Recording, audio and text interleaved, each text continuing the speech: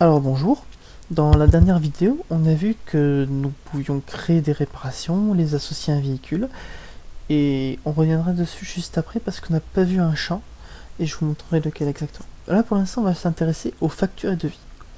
C'est particulièrement intéressant, je vais vous montrer pourquoi. Alors nous avons ici une facture que j'avais créée initialement. Je vais vous montrer déjà comment on la crée à nouveau. Hop, voilà. Donc vous pouvez mettre le total dans la prochaine version, la prochaine sous-version même, qui va sortir prochainement, on va intégrer une facture automatique. Donc vous pouvez la générer, ce sera fait automatiquement, ou sinon vous pouvez la faire à la main si par exemple vous voulez faire du black ou des choses pas forcément toujours déclarées. Bon, on n'encourage pas le travail non déclaré, mais des fois ça peut être intéressant. Nous, ce qui nous concerne, c'est le suivi du véhicule et la sécurisation des pièces. Imaginons, vous voulez rentrer une facture, donc à 1200 euros. C'est une facture. Non, je vais pas la mettre, j'ai déjà une facture, on va montrer. Et ici, vous pouvez mettre, uploader un fichier qui correspond à une facture. Alors, les formats acceptés sont PDF, PNG et JPEG, JPG. C'est pas compliqué. Imaginons que ce soit sur mobile ou PC, ça marche exactement de la même chose. Je vous encourage à le faire sur éventuellement mobile, tout simplement parce que vous pouvez prendre des photos de votre facture. Vous cliquez sur le petit bouton ici, là, Browse, et votre appareil photo sera déclenché pour prendre une photo de votre facture si vous le souhaitez. Ça peut être intéressant notamment pour garder une trace des véhicules. Hop. Donc j'ai décidé de mettre celui-là, le Pomodoro Tracking Sheet. C'est pas une vraie facture, hein, on s'en fout.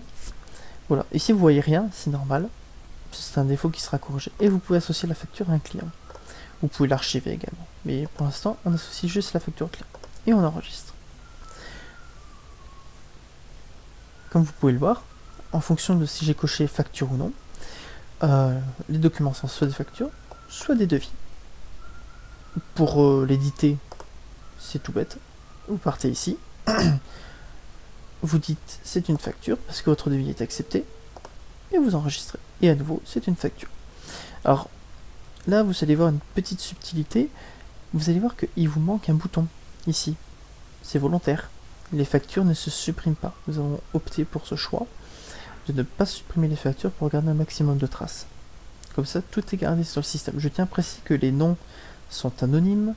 Vous êtes référencé par identifiant dans lequel nous n'avons pas accès. Voilà.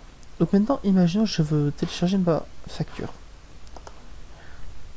Vous avez, comme pour les autres, différentes informations, et surtout vous allez télécharger le document. Donc là, je télécharge ma facture, hop, voilà, j'enregistre, et j'ai bien vérifié qu'elle existe. Histoire qu'elle n'a pas été modifiée, et j'ai bien ma facture, enfin, là en l'occurrence, le document que j'ai uploadé, au format PDF. Et tout ça est associé à client. Alors, en effet, vous pouvez uploader d'autres documents que des factures, mais en général, je vous conseille de uploader plutôt des documents qui sont des factures de vie. Voilà. Je vous remercie et je nous retrouve pour une prochaine vidéo.